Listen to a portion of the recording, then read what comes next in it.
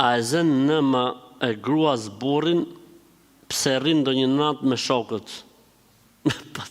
Edhe mund ta zej. Edhe mund ta zej, që s'bova ki. Edhe mund ta zej. A e kuptot pyetjen? A e zën nëma e gruas burrin, pra mallkimi, se nëm i thon mallkimit. A e zën thot mallkimi i gruas burrin se ai rrin ndonjë natë me shokët, pra vjen me vonesë. Allah, që s'bova ki. Po edhe mund ta zej, ku e diun. Logjikisht, jo, se si ka hyrë hak.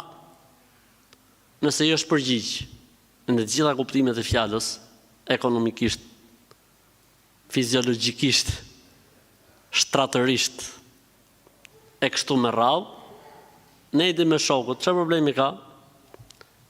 Pejgamberi alayhis salatu wassalam tha, o gra, ju thu drejtu grave, ipni tha sadaka, ipni sadaka. Se kom pata që jeni më shumë të në xhehenem. Edhe ata thonë, pejgamberi Zotit, po pse? Pse ne në xhehenem? Tha se ju mallkoni vend e pa vend, një nga arsyet.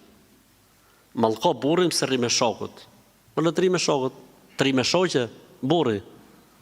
Po më mirë me shokë se sa me shoqe. Të falë Allahu, të falë.